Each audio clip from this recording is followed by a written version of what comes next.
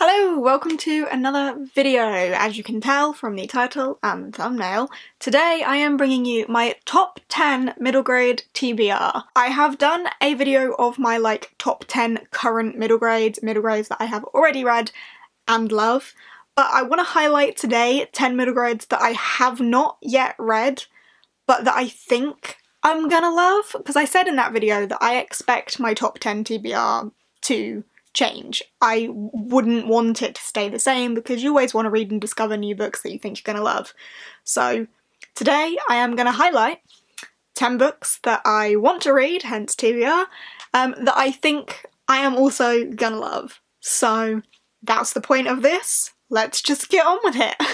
These are not in any particular order, and a few of these I do not actually have yet. I think a couple aren't out yet, but I'm really excited for them anyway, so we'll get to them. But on the top of my little list here, I have Orion Lost by Alistair Chisholm. This is the middle grade monthly pick for May. Does May come after April? It does. This is our middle grade monthly pick for May, and it is going to be one of the only sci-fi middle grades I think I've ever read. There doesn't seem to be very many sci-fi middle grades, so if you have sci-fi middle grade recommendations, please drop them down below because I'm finding it incredibly difficult to find any. But this is one, and I'm looking forward to it for that reason alone. Also, middle grade monthly pick, so I think I'm going to love it. Also, Gavin has read it and did love it. And do we trust Gavin's opinion on middle grade books? Obviously, of course we do. I'm probably going to mention him a lot in this video because he reads a lot and he gets loads of arcs. It's so unfair. But from what I know about this is about a spaceship of children that is lost out in space, and it's down to this 13-year-old girl to captain this lost ship back to wherever it needs to go.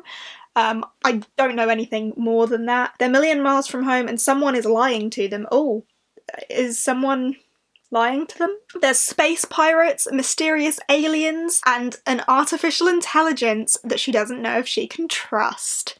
Does that not sound really fun? Yes, it does. So I'm very much looking forward to this one, and as it's May's middle grade monthly pick, I should be getting to it pretty soon. Next up on my list, I have Small Spaces by Catherine Arden. Now, I don't know too much about the book, again on this one. I think it's about kids on a school trip and they end up somewhere with creepy scarecrows, and the scarecrow's like the smiling man or something, and they need to stop him. Sounds really creepy, but it's Catherine Arden is the real reason that I'm excited about this, because Catherine Arden wrote the Bear and the Nightingale trilogy, which I absolutely adore, and I was so oblivious for the longest time that she had written middle grade, and I have been enlightened, and now I have this, and I haven't read it yet, but I love Catherine Arden's writing, so I'm just really, really looking forward to seeing her writing translated into middle grade, but also a creepy middle grade, because does that cover not look really sinister to you? Look at that smiley scarecrow. Creepy. At night they will come for the rest of you. Ooh. It's with the ominous warning that Ollie and two friends are out on a chilling adventure in the wood, with nightfall fast descending and the ever-watchful eyes of the scarecrows on their back. I just think it sounds really sinister and creepy, and it's Catherine Arden, so I'm looking forward to that. Next up I have Bright Storm by Vashti Hardy. This is the first book in the Skyship Adventure series. The second one, Dark Whispers, came out relatively recently. Which I say relatively recently, I'm sure it was late last year, which is why this is bumped up on my TBR, I just still haven't got to it yet.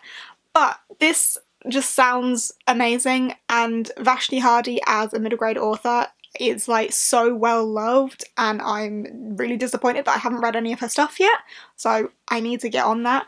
But from what I know about this is about a brother and sister who have been told that their father has passed away in a terrible accident, and then they start unravelling some clues to lead them to believe that maybe what they've been told isn't true, and they might have to rescue their father, who might not have passed away, or something like that. And they go on a wild journey in a skyship.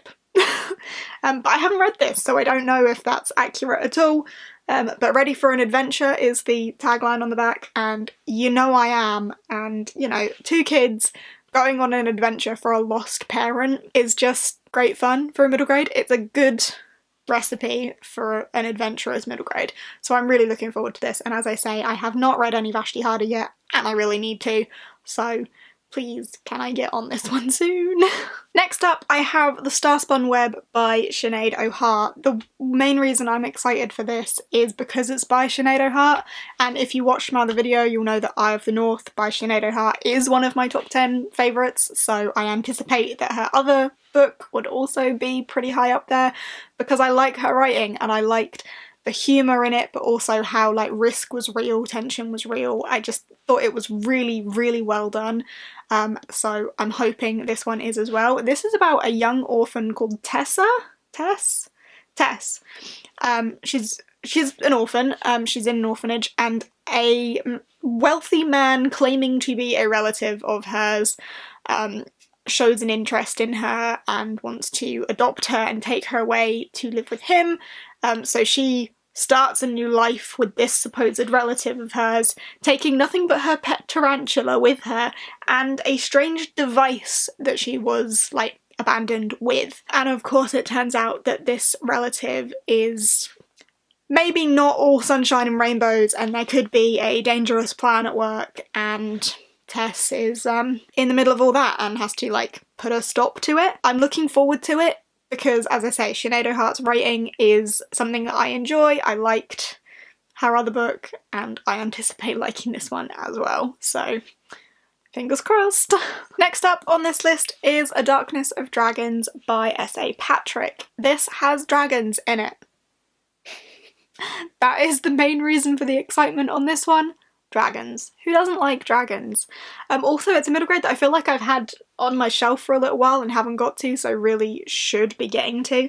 But it sounds a bit wacky, to be honest. There's a dragon, and I think there's a girl who is, like, cursed to live as a rat, and the boy is, like, in a lot of trouble for doing some sort of forbidden magical spell, but then he finds out that there is a real villain on the loose, and him and this girl that's cursed to live as a rat, and is it a dragon or a fire-breathing Dracogryph? Yep, those three team up as three unlikely heroes to put a stop to the real villain, but this is part of a series, so don't anticipate it, you know, wrapping up too finally in this one. But yeah, it sounds like it's going to be a wacky, wild sort of adventure, and dragons.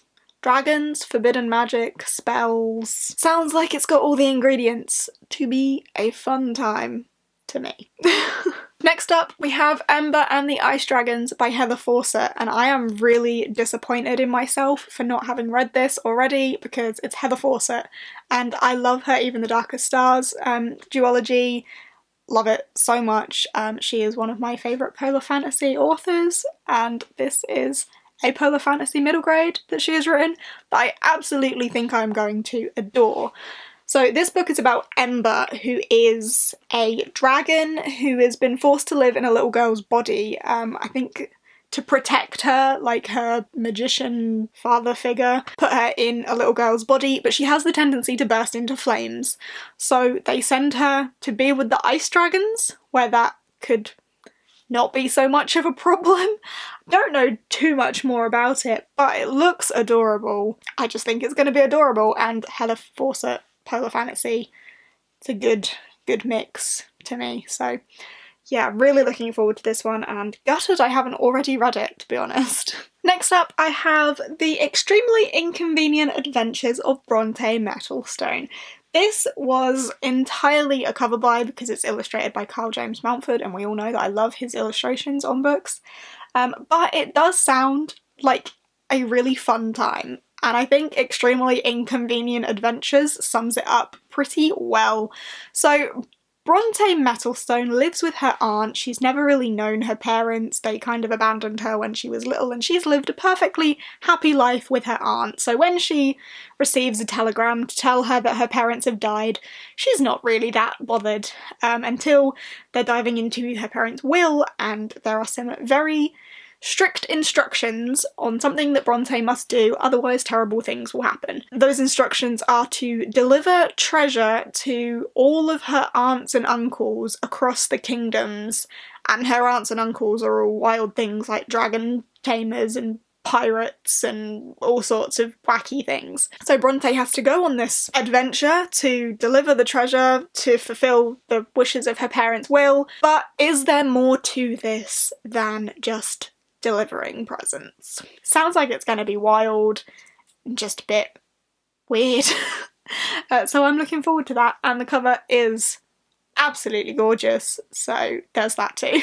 Next up on my list is Bogantis by Thomas Taylor. This is the sequel to Malamander, which I read, I cannot remember when, a while back, which follows Herbert Lemon and Violet Palmer in Erie-on-Sea, and Erie-on-Sea is one of the most atmospheric places I've ever read in a children's book. It really is very vivid. So it's cheery on sea in the summer when it's all lit up and beautiful, and then when it's all misty and grey and wintry, like the bulbs on the sign on the seafront burst, so it's Erie-on-Sea and it has this eerie atmosphere. I think it's really well created and very vivid. But Malamander follows kind of the legend of the Malamander, which is this like fishy creature that lives in the sea mist. And honestly, I don't know what the plot of Bogantis is, but I know we're going to be with Herbert Lemon and Violet Palmer, and I love them names, and we're back in Erie-on-Sea, so I'm there for that atmosphere, and there's probably going to be some other sort of myth surrounding the Gargantus, whatever that is, and they're probably going to get to the bottom of it. But yeah, I loved Malamander, so I'm very excited for the sequel on this one. And this one comes out on the 7th of May, so not too far in the future actually. Next up we have The Strange Worlds Travel Agency by L.P. Lipinski. The reason this excites me is because it is blurbed as being for fans of the Polar Bear Explorers Club, which I am, so I'm there for that.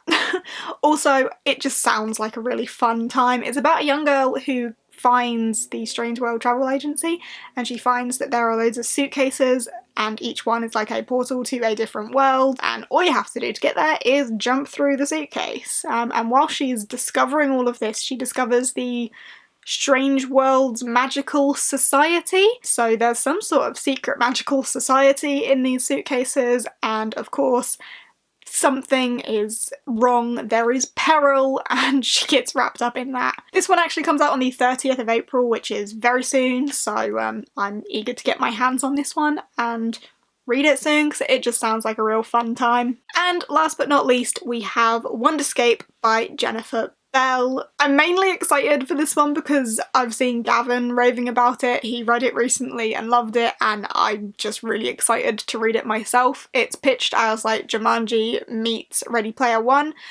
So these kids are, it's like a leveled game, it seems. These kids go into this place and they have to beat each world to go through the levels. It just sounds really wild and fun. I have no idea what the plot is, but that concept just sounds like a great time, and I am excited for that. I'm assuming they get like trapped in this game and have to complete it to get out, like going on the Jumanji vibes perhaps, but we'll see when I get to it. But it sounds wild and I'm really excited. And that one comes out on the 4th of June, so a little way to wait for that one, actually. But I'm excited for it nonetheless. And there we have it. There are 10 middle grades that I am really excited to read, hopefully sometime soon, except those that aren't out yet, but we'll get to them soon as well. I want to consume all of them. I expect my list of top 10 to change, as I said. But yeah, these are 10 that I am looking forward to and anticipate loving. So I'll be sure to keep you updated on when I actually get round to reading them and if I love them. If you have any recommendations for me, like what are your top 10 TBR middle grades, I would love to know down below, because I'm always on the lookout for some new ones, and you guys can pretty much tell my taste from this. It's very fantasy. And if you have read any of these and would like to let me know your spoiler-free opinion on them, do that down below as well. But yeah, that is it for this video. Thank you very much for watching, and I will see you in the next one. Bye!